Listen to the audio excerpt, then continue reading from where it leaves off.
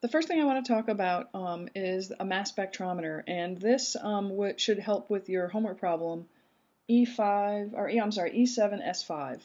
So here we have actually E7S4 and E7S5 combined. So what we have is on the this first part, we have ions that are shot through this opening that go through slit 1. They go through an electric field and a magnetic field, and when they go through the electric and the magnetic field, their speed determines what path they'll have. So they'll have a, just like we've been learning about, they'll have a path through here, and the B field exerts a force. So the B field exerts a force, and if I use my right hand rule, if my fingers are pointing in the direction of the velocity, which would be to the right, and I bend my fingers out of the page, then my force is going to be, my B force is going to be down. Let's see if I can get my pen working here.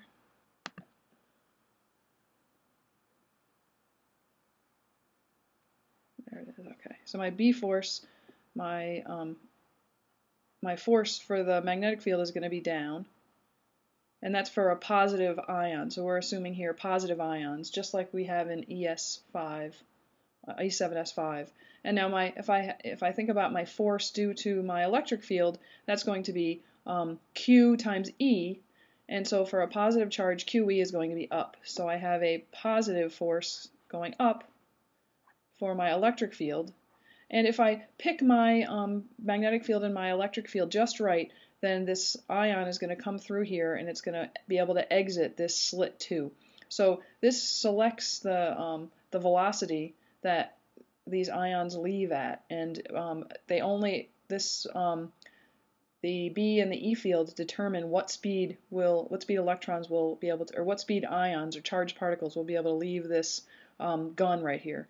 And then what happens is, after it leaves the gun, the forces exerted on the charged particles are only due to the B field here. So if I remember from last class, we talked about at each one of these points, if my velocity vector, say right at the beginning, is pointing this to the right, and I put my fingers to the right and I bend my fingers in the direction of B, so toward me, then my thumb represents the force. So I'm going to have a force going down here.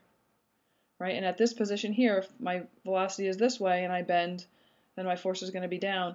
And here my force is going to be down. So I can see that my force is always going to pull my ion towards the center of a circle. And so I end up having this circular motion here.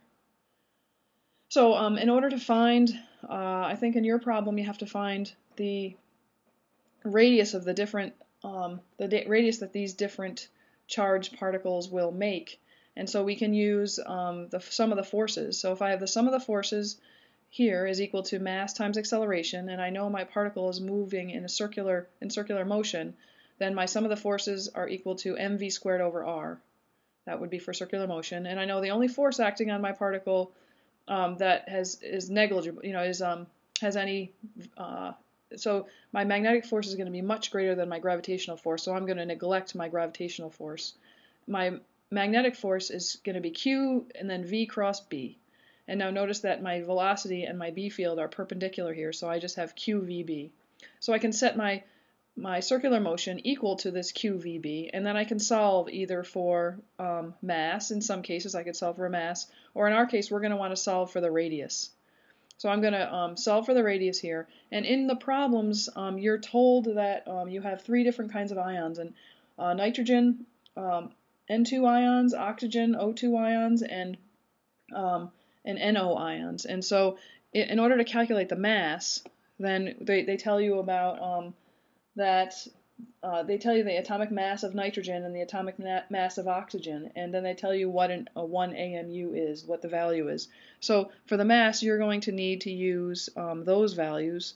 So I know, for example, the mass for N2, and I'll just say N2 here, N2 plus, is going to be 2, because I have 2 ions, times the atomic mass, which for nitrogen is 14.0031, AMU, and then I need this mass to be in kilograms.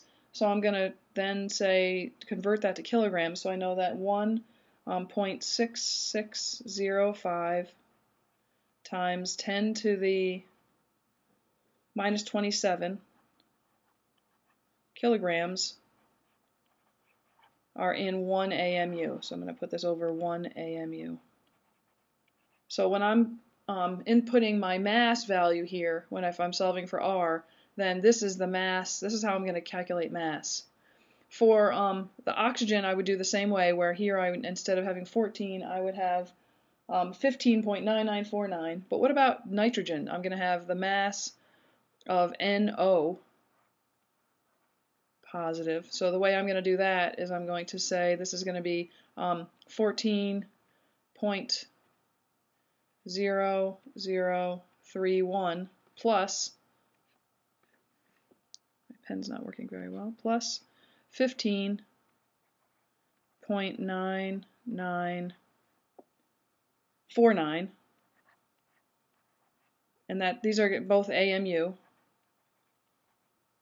So I'm going to do that, and then I'm going to multiply that by this same factor here. Oops.